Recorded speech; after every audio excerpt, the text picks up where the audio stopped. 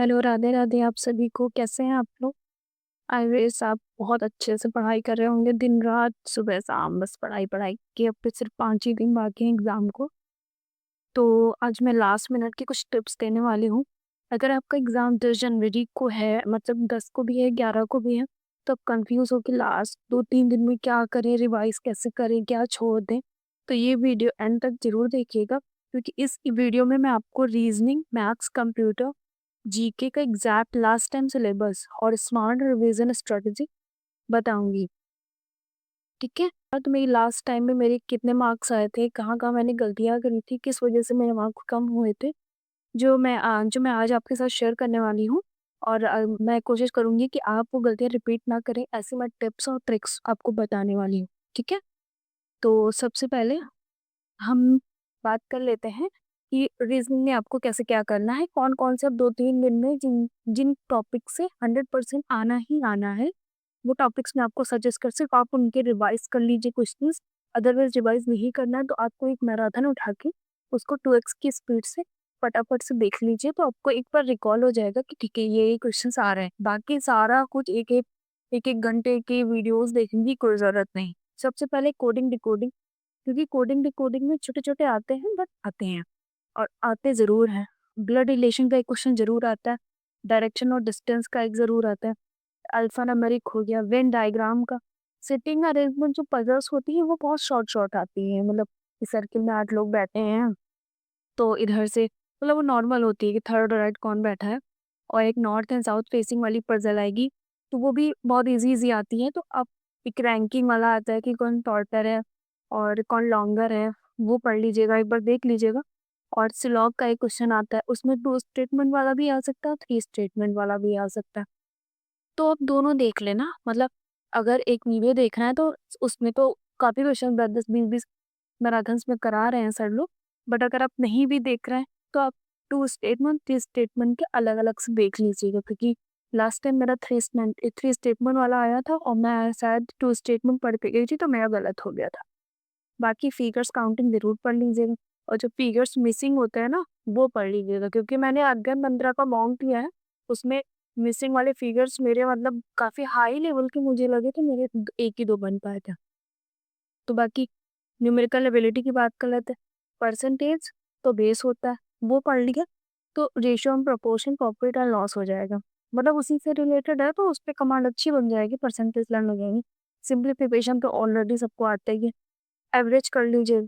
अगर आपने time and work कर लिया तो पाइपलाइन सिस्टम ऑटोमेटिक रेडी हो जाएगा, क्योंकि दोनों का कॉन्सेप्ट लगभग सेम है। बट डेटा इंटरप्रिटेशन तो पढ़ने की ज़रूरत ही नहीं है। इसलिए क्योंकि उसके बहुत ईज़ी, मतलब 2 का दे दिया, 2 का रेशियो निकाल दिया कि 2 एंटिटीज़ हैं, उनका रेशियो निकाल दो या फिर एवरेज निकाल लो, तो वो हो जाएगा, उसमें कोई दिक्कत नहीं। बाकी मेंसुरेशन के फॉर्मूला ज़रूर पढ़ लीजिएगा, मेंसुरेशन 100% आएगा।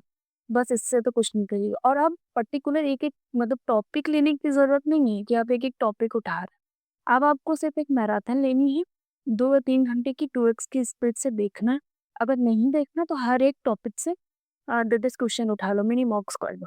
बस इसके अलावा कुछ भी नहीं करना। नए क्वेश्चन बिल्कुल भी ट्राई नहीं करने। कंप्यूटर की बात करें, कंप्यूटर तो सबसे बेस्ट यही है कि अगर आपके पास कोई पीडीएफ है, अगर है तो बस एक बार उसको रफली रिवाइज करना है। अगर नहीं है तो पीवाईक्यूज कर लो, और अगर पीवाईक्यूज भी आपके पास नहीं है तो मेरे टेलीग्राम पर विजिट करना, वहाँ पे मैंने प्रोवाइड किए होंगे। और अगर आप कंप्यूटर की कोई पीडीएफ चाहते हो तो वो मुझे बताना, मैं वो भी वहाँ पर भेज दूंगी। बाकी एमएस वर्ड और एक्सेल की आप शॉर्ट की ज़रूर पढ़ लीजिएगा, फुल फॉर्म्स वगैरह पढ़ लीजिएगा। बाकी इनपुट आउटपुट डिवाइस तो ऑलरेडी पता ही है, मेमोरी पता है, बस इतना कर लीजिएगा। मतलब 10-15 क्वेश्चंस आ जाएंगे आराम से।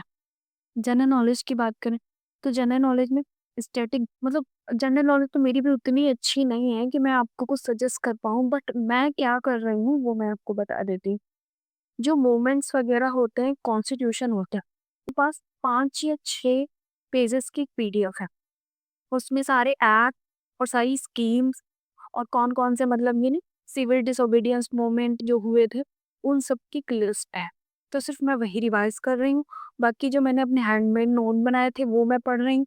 करंट अफ़ेयर्स की बात करें तो मैं सिर्फ़ 6 मंथ्स का उठा रही हूँ। बाकी मैंने रिवाइज़ अभी तक 2 मंथ का किया है, बाकी वो रिवाइज़ कर रही हूँ, इसके अलावा कुछ भी नहीं कर रही। ये मुझे पता है कि उसमें से सिर्फ़ मेरे 8 या 10 क्वेश्चंस भी सही हो जाए, बहुत बड़ी बात है। इससे ज़्यादा मैं अटेम्प्ट भी नहीं करूँगी क्योंकि नेगेटिव मार्किंग है। ऑलरेडी आप देख रहे हैं मेरे मार्क्स कितने ज़्यादा जीएस की वज़ह से ही बहुत कम आते हैं क्योंकि उसमें बहुत ज़्यादा नेगेटिव मार्किंग हो जाती है मेरी। पता है तो मैंने तुक्का लगा दिया, ऐसा कुछ भी नहीं है। बाकी इंग्लिश में एरर स्पॉटिंग ज़रूर कर लीजिएगा, 1 क्वेश्चन उससे आना ही आना, 1 से 2 आ सकते हैं। एक्टिव पैसिव वॉइस का 1 क्वेश्चन आएगा, पैसिव वॉइस का 1 क्वेश्चन आएगा। सिनोनिम एंटोनिम आप अपने मतलब रिस्क पे करिए क्योंकि मैं तो नहीं कर रही। कितना वास्ट है वो, इतने वर्ड्स हैं, अगर कन्फ्यूज़न हुआ और दिल पे ले लिया कि नहीं मैंने पढ़ा है, मैं करूँगी, तो 100% गलत ही होना। तो इससे मैं सिनोनिम एंटोनिम छोड़ रही हूँ। जो वर्ड मॉक में आ रहे हैं उनको पढ़ ले रही हूँ, अदरवाइज़ अलग से मैं इनकी कोई क्लास वगैरह नहीं ले रही हूँ। वन वर्ड सब्स्टिट्यूशन पढ़ लीजिएगा, बस इतना बहुत है। हिंदी की बात करें तो हिंदी में मैं आपको सच्ची बता रही हूँ, एक बेस्ट मैं आपको ऑप्शन बता रही हूँ, अध्ययन मंत्रा पर। वो हिंदी के सर हैं, उनका मुझे राहुल सर नाम है शायद, उन्होंने परसों ली थी रात में, तो कल मैंने मॉर्निंग में 60 घंटे की मैराथन थी, मैंने उसको 4 घंटे में कंप्लीट कर दिया। बहुत अच्छी मैराथन, सारे आपके टॉपिक्स रिवाइज़ हो जाए, संधि, समास, एकवचन, बहुवचन और जो व्यंजन होते हैं, विसर्ग होते हैं, ये मुहावरे सब कुछ रिवाइज़ हो जाएगा, बस सिर्फ वो कर लो, उसके अलावा कुछ भी करने की ज़रूरत इसमें नहीं है। No need to do anything except that marathon. बाकी और तो ऐसा कुछ है नहीं जो छूट गया हो। बाकी मैंने आपको सारा बता दिया है, सिर्फ आपको इतना करना है, इसके अलावा और कुछ भी एक्स्ट्रा पढ़ने की ज़रूरत नहीं है। ना इधर-उधर के वीडियोज़ देखने हैं कि आज इनका देख लिया, कल उनका देख लिया। बस 5 दिन लगातार मॉक दीजिए, उसका एनालिसिस करिए और जितने जितना हो सकता है उतने मूव कीजिए क्योंकि मॉक में ऐसे क्वेश्चंस आएँगे तो आपको थोड़ा एग्ज़ाम वाला फ़ील भी आएगा और अगर ये क्वेश्चन गलत हो रहा है, ये क्वेश्चन अगर आ रहा है, नहीं आ रहा है, तो उसके अंदर में जो भी सॉल्यूशन दिया होगा ब्रीफ में, उससे 1-2 क्वेश्चंस अपने आप ऑटोमेटिक रेडी हो जाएँगे। तो सिर्फ इतना करिए, बाकी और भी क्वेश्चन है कुछ करने की ज़रूरत नहीं है और अगर आप चाहते हो कि मैं एक्सपेक्टेड क्वेश्चंस या कोई रिवीजन पीडीएफ लाऊँ, तो कमेंट में येस लिखना, तो मैं आपको वो टेलीग्राम पे सेंड कर दूँगी और टेलीग्राम का लिंक मैं इसी डिस्क्रिप्शन के नीचे दिए रहेगा। ठीक है? ऑल द बेस्ट, काम रहिए और सिलेक्शन पॉसिबल है, सिर्फ इतना कर लीजिए। बाकी टियर 1 कैसे भी करके क्वालीफाई कर, बाकी प्रिपरेशन हम टियर 2 की करने वाले हैं। तो आज के लिए इतना ही, तो मिलते हैं नेक्स्ट वीडियो में। Okay, take care, bye bye.